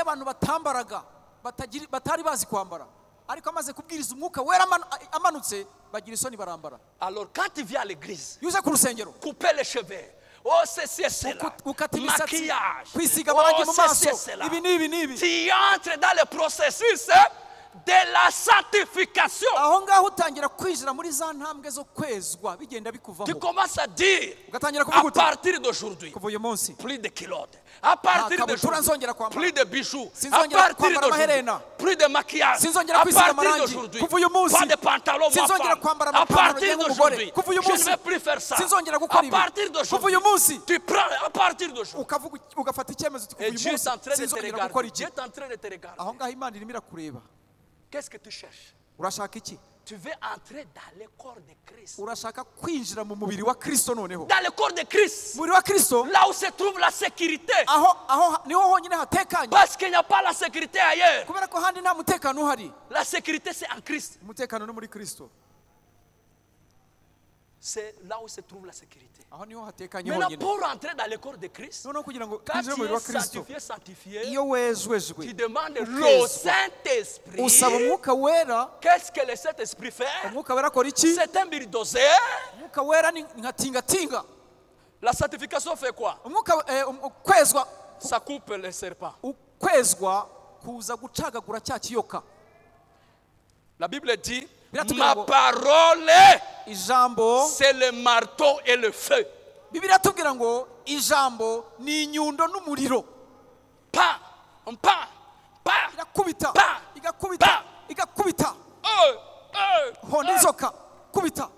tu deviens mal à l'aise. Des fois quand on prêche la parole, ça te rend malade. Oui. Quand tu te sens malade là, c'est bien. Vous savez quand quelqu'un a le kibyimba en lui, tu ne dois pas avoir pitié. Il faut écraser ça.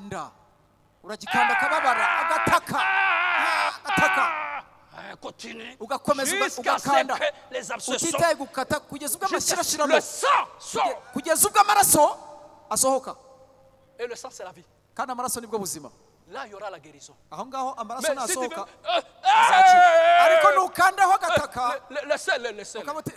ça va rester. Ça va rester. Et ça reste, ça va pourrir. Et si ça pourrit, ça va te tuer. Maintenant, ça te coupe. Ça te fait du mal. Troisième chose, le Saint-Esprit, bulldozer,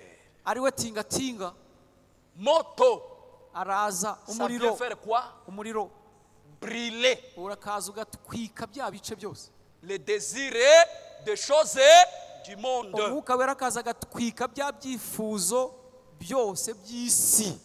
Et ça fait entrer à toi quoi? La colombe. Et la colombe c'est le Saint-Esprit. Et quand tu as le Saint-Esprit, tu es un homme doux. Un homme doux. Un homme qui n'est plus, ce n'est plus lui qui vit. C'est Christ en toi. ni Kristo muri wowe. Tu n'as plus le désir de te maquiller. Aho nta cyifuzo cyo kwisiga za makiyaje. Vous savez, il y a des gens, hari abantu, c'est encore un combat. biracyari intambara. C'est encore un combat. Aracyari urugamba. Oui, il faut le comprendre. Tugomba kubumva. Alléluia. Amen. Excusez-moi, chez moi à la maison, il y a des filles qui travaillent. Bon, hari umukobwa ukora mu on ne rugo. doit pas les mettre des réformes, mais il y a de justes morales, des petits morales de la parole de Dieu. hari nibura abayishimiye ijambo ry'Imana. On peut leur enseigner des petites choses. dushobora kumwigisha utuntu duto Mais des fois, dutoya, ariko vous rimwe les na trouvez rimwe avec des mini-jupes. J'ai ukamusanga dit, mais ces n'akajipo kagufi. jupes-là, ndamubwira nti ariko se pas ici. ibyo ngibyo ujya ubyambara ahandi atari hano.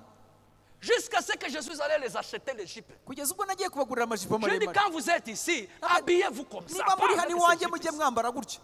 Mais vous savez, c'est un combat. ariko Vous n'êtes pas là, ils sont encore là. iyo uhavuye Mais gato pourquoi est-ce que tu retournes comme ça? batabongera kwambara twa tundi Vraiment, tugufi. encore, si tu reprends, vraiment, je vais te chasser ici. ukamubwira uti niwongera Tu ninongera travailles gusanga bien, yambaye akantu kagufi mais voilà la nzakwirukana. chose qui va nous ukora séparer. neza ariko dore ikizaduteranya ni iki.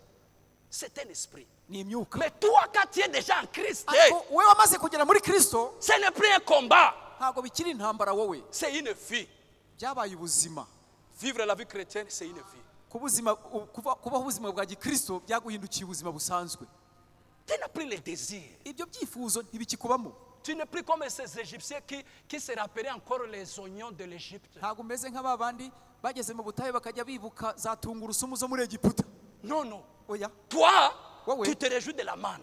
unejejwe na manu. Que dit la Bible? bibiri tubwira Que iki? dit le message? ubutumwa Que buvuga dit la iki? Bible? bibiri Que dit tubwira le iki? message? ubutumwa Ce buvuga n'est iki? plus toi qui vis, si wowe ukiriho, c'est Christ en toi. ni Kristo uriho muri wowe. Et quand tu fais le mal, iyo ukoze ikibi tu n'es pas à l'aise, tu te sens mal. ugubwa nabi, ntabwo Je ne utuza. dis pas, celui qui a le Saint-Esprit ne commet pas des erreurs. ntabwo mvuze ko ufite umwuka wera adashobora gukora ikosa. Il peut commettre des erreurs, ashobora gukora amakosa mais ariko il va encore se repentir. azahita yihana. Alléluia. Amen. C'est là où se trouve la sécurité en Christ. muri Kristo niho honyine hatekanye.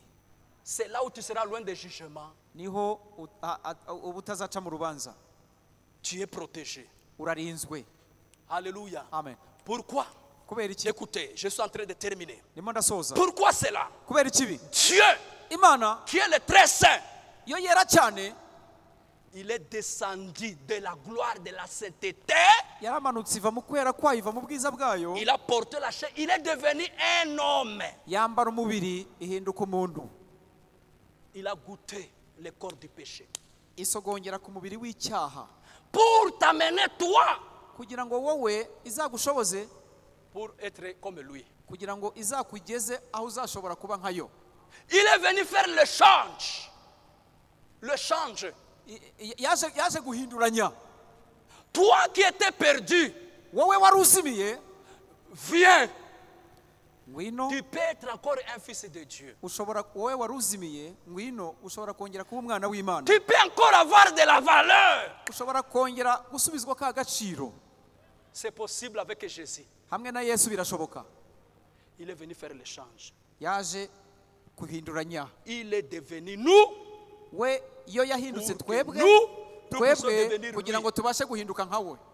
C'est ça le but de la révélation de Jésus-Christ. iyo niyo ntego yo guhishurwa kwa Yesu Kristo. Il est venu nous montrer qu'il est Dieu. Celui qui m'a vu a vu le Père. yaje kutwereka ko ari we Mana. aravuga tumbonye yabonye data.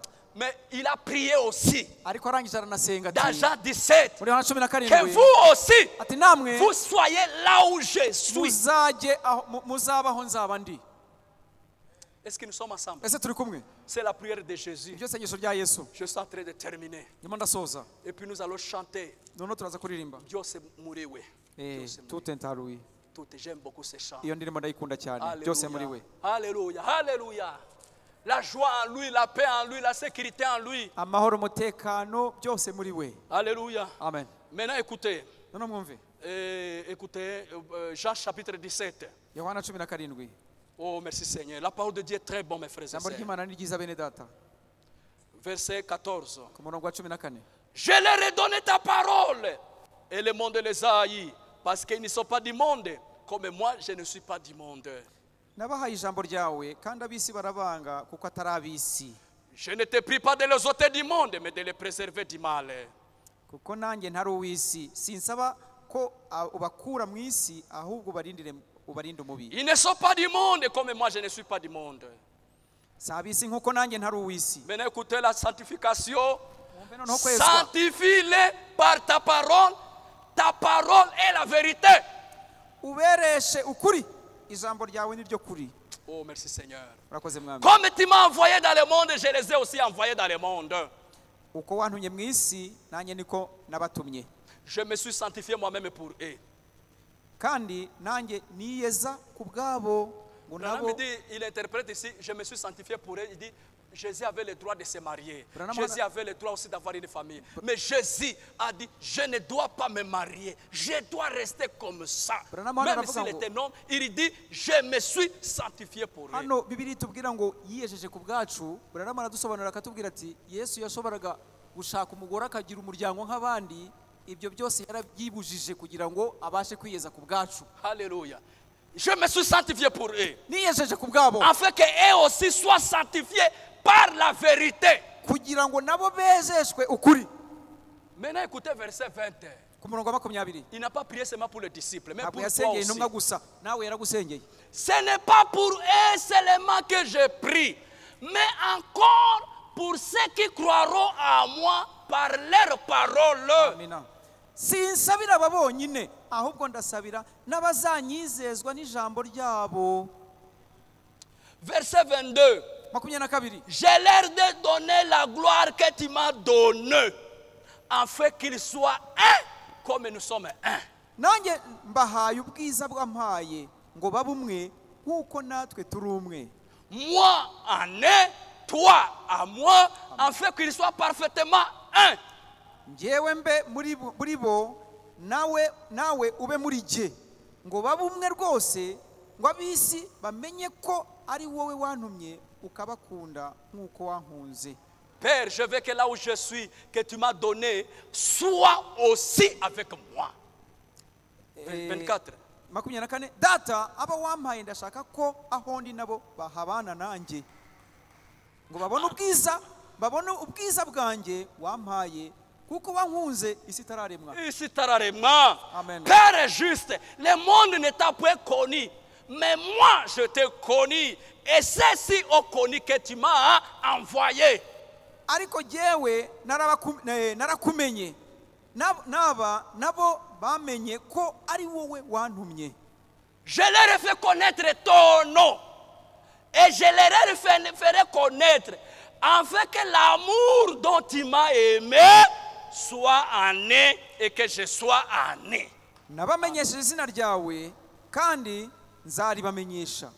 Urukundo wankunze rube muri bo nanjye mbe muri bo. Alléluia. Amen. Frère bien-aimé, j'ai cherché une citation que j'ai manquée. Frère Branham me dit ceci. Nous devons croire la révélation de Jésus-Christ. La divinité de Jésus-Christ. Si nous ne croyons pas cela, nous ne pouvons pas prospérer. Nous devons croire à notre Seigneur Jésus-Christ. C'est lui qui est tout pour nous. Alléluia. Amen, amen. Amen. Parce que c'est ça même la vie éternelle. Connaître Dieu. Connaître Dieu de la manière que le prophète nous enseigne ici. C'est ça la vie éternelle, mes frères.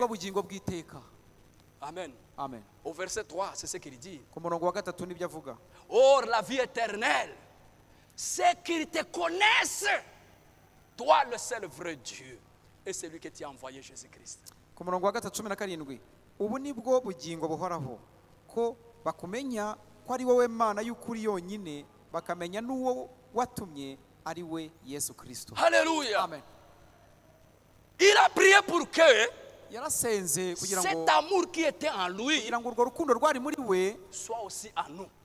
Rube no muri twe. C'est ça le but. Quand est-ce que tu auras cela?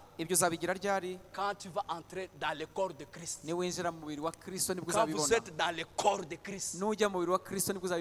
L'église qui est dans le corps de Christ, c'est le corps invisible du Seigneur Jésus-Christ. Alors, dans le corps de Christ, là, dans le corps de Christ, les uns ils sont ceci, les autres sont comme cela. Bamwe- Il y a tellement de dons dans le corps de harimo Christ. impano nyinshi mu mubiri wa kristo Oh, je ne bamwe crois bafite pas ibi que- abandi bafite ibi abandi bafite ibi. Je ne crois pas que dans le corps de Christ, il peut y avoir un chômeur. Non. Dans Yes, le it is. corps de Christ, il y a des dons que Dieu peut vous donner. Sinizera ko mu mubiri wa kristo habamo abantu batagira umurimo, ntabwo habamo abashomeri. Buri wese aba afite icyo yakagombye gukora mu mubiri wa Celui-ci kristo. a le don de prier. Oui, Celui-ci afite a le impano yo don gusenga. d'exhorter. Oui, afite Celui-ci impano a yo le don de guhugura. chanter. Oui, Celui-ci afite a yo le... kuririmba. Alléluia. Amen. Celui-ci c'est pour visiter. Oui, Celui-ci afite yo gusurana. Bon, il y Oui, a afite beaucoup de iyi- choses dans le corps de Christ. harimo ibintu byinshi mu mubiri wa kristo. Il y a ce que Paul a parlé. Hari ibyo pawulo yavuze, Vous allez lire cela. muraza kubisoma. Tout est en lui. Byose biri muri we. Je termine maintenant. Ndashoje. Maintenant, il dit ceci. None umuhanuzi aravuga ati, Alléluia. Oui, Seigneur, merci. urakoze mwami. Dans le message Job, serviteur de Christ, Mu kibwiriza Yobu umugaragu wa kristo, paragraphe 24. igice cya 24. Il en est ainsi aujourd'hui. Nako bimeze uyu munsi. Nous les coupables, Twebwe abaciriweho iteka, les indignes, twebwe abadakwiye, nous méritions la mort. twari dukwiye urupfu, Nous ne sommes pas dignes de vivre. nta nubwo dukwiye kubaho, Nous ne sommes pas dignes de venir à Christ. nta nubwo dukwiye kuza muri kristo, Nous ne sommes pas dignes de demander quoi que ce soit. nta nubwo dukwiye gusaba icyo ari cyo cyose. Mais Dieu, Avec alléluia, Imana, alléluia. ne regarde jamais à votre indignité. Imana nta na rimwe ijya ireba kuri uko kudakwira kwanyu, kuba mudakwiye si ibyo Il ireba, a regardé à l'agneau. ahubwo yo ireba umwana w'intama. Quand vous êtes en lui, Iyo uri muri we, écoutez, Dieu dit, mwumve neza uko bivuzwe, s'il n'arrive pas de trouver de faute en Christ, niba Imana iyo irebye itabona ikosa muri kristo, alors vous êtes libre. aho ngaho noneho mufite umudendezo. Oh, merci Seigneur. Urakoze mwami. Quand vous êtes en lui, Iyo muri we, il y a toujours des erreurs. harimo amakosa igihe cyose murayagira, Mais ariko Dieu ne regarde pas à tes erreurs. Imana ntabwo ireba ayo makosa yayo. S'il regarde à Christ, Iyo ikurebeye muri kristo, s'il voit qu'il n'y a pas de erreurs à Christ, iyo irebye muri kristo ikabona nta makosa arimo, toi aussi, nawe iyo tu ikurebeye n'as muri pas de kristo erreur. nta makosa uba ufite. Vous êtes libre. Aho Voyez, uba uri umudendezo. il est mort à votre place. Yapfuye mu mwanya wawe. S'il a un défaut, Niba kristo afite ikosa, vous n'êtes pas encore libre.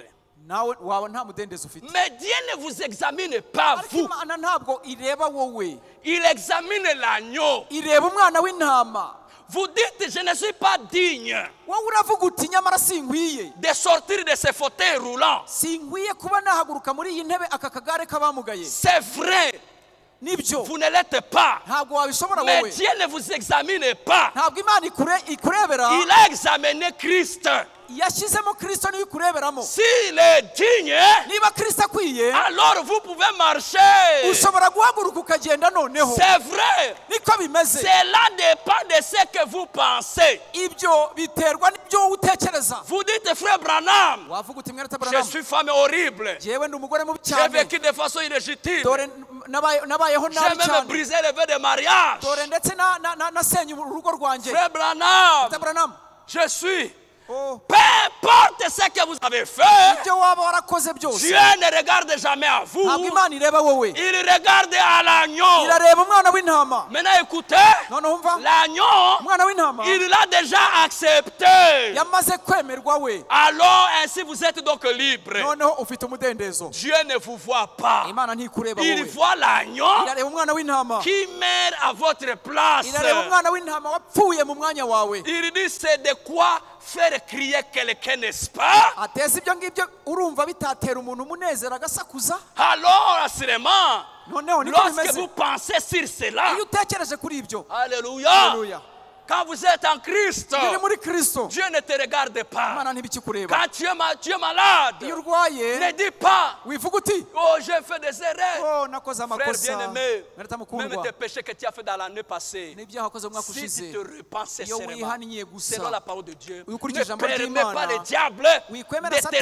rappeler ngo ajye ahora cela. kwibutsa. Non, non, non, Oya, non. oya, oya, Quand oya. Dieu pardonne, Iyo Imana ikubabariye, il pardonne pour toujours. ikubabarira ku bw'iteka ryose. Dieu ne te regarde pas. Ntabwo iba ikikurebera Dieu muri ne ya regarde shusho, pas ton indignité. ntabwo ireba kwa kudakwira kwawe, Tu n'es pas digne. ntabwo Tu ukwiriye, ne seras pas digne. nta nubwo uzigera Mais ukwira. il y a une personne Ariko hari umuntu umwe qui est digne. ukwiye, Son nom, izina rye c'est ni Jésus. Yesu Kristo. C'est lui l'agneon niwe mwana w'intama qui est digne, niwe ukwiye en qui il n'y a pas de défaut. niwe wenyine utagira Dans ikosa l'Ancien Testament, isezerano rya kera quand quelqu'un commettait un iyo péché, umuntu yakoraga icyaha il amenait l'agneau. yazanaga umwana w'intama Et le sacrificateur umutambyi devrait examiner yagombaga kugenzura si l'agneau niba uwo mwana w'intama n'avait pas de défaut, nta nenge afite s'il n'avait pas été niba boiteux, adacumbagira s'il n'avait pas de défaut, iyo yabaga nta nenge afite ton sacrifice igitambo cyawe était accepté. cyabaga cyemewe Maintenant, cet noneho agneau-là umwana w'intama typifiait le yagereranyaga vrai agneau umwana w'intama qui w'ukuri viendrait. uzaza Maintenant, Jésus, noneho yesu quand il était sur la igihe terre, ari ku isi il a dit, yaravuze ati qui de vous ninde muri mwe me convaincra du péché? wandega icyaha Qui de vous ninde muri mwe me dira que j'ai des péchés? wavuga ko hari icyaha Qui mfite de vous ninde muri mwe dira que wandega j'ai des défauts? ko mfite inenge Oh, nta personne. n'umwe wabonetse Même le Dieu du ciel a ndetse dit, n'imana yo mu ijuru yaravuze iti c'est lui-ci, uyu nguyu c'est mon fils, uyu ni umwana wanjye bien-aimé, nkunda cyane en qui uwo il n'y a pas de défaut. udafite inenge n'imwe C'est en lui muri we que je me plais à demeurer. muri we niho nishimiye gutura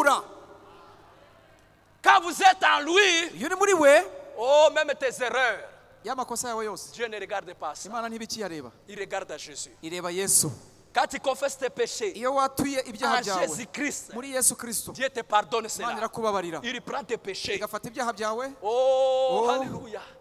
Il jette dans la mer de l'oubli. ikabijugunya mu nyanja yo kwibagirwa Moi, si j'ai commis une faute à toi, ngewe iyo ngukoreye ikosa si je t'ai méprisé, niba naragusuzuguye si je t'ai fait du niba mal, naragukoreye nabi je viens après. nza imbere yawe Mon frère, je t'avais volé cet argent. mwene data nigeze sœur, je kuya t'avais- amafaranga mushiki wanjye nakwigiye Pardonne-moi. amafaranga babarira Bon, je te pardonne. ndakubabariye Je te pardonne. Hein. ndakubabariye Vraiment, sois calme, je te pardonne. tuza ndakubabariye Mais, ariko moi, je Yewe. serai toujours là.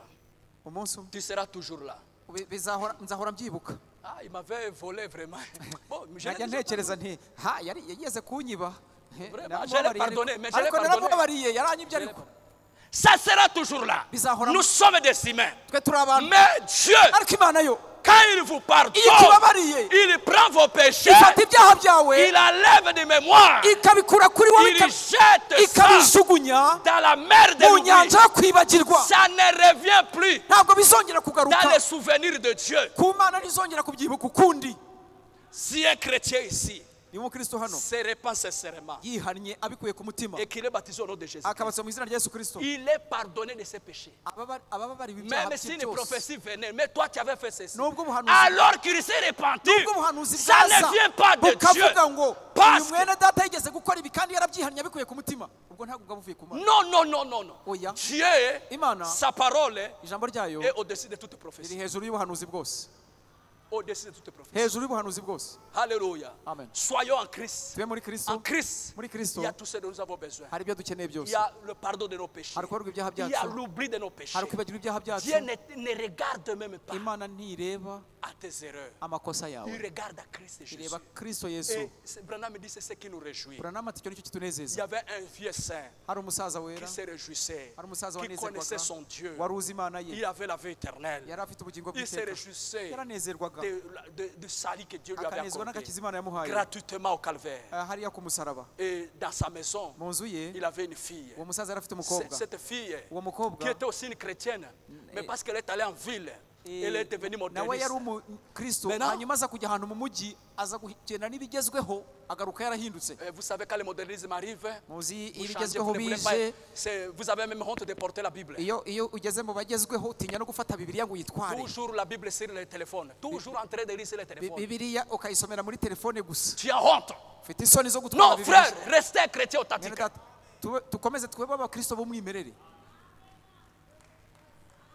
Alléluia. amen Alors cette fille a changé.